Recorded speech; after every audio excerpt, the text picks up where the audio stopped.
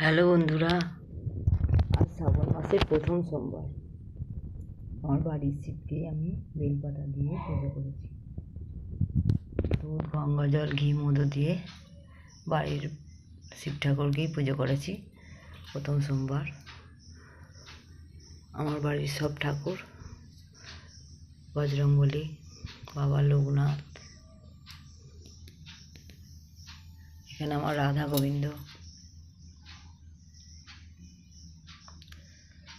মা লক্ষ্মী,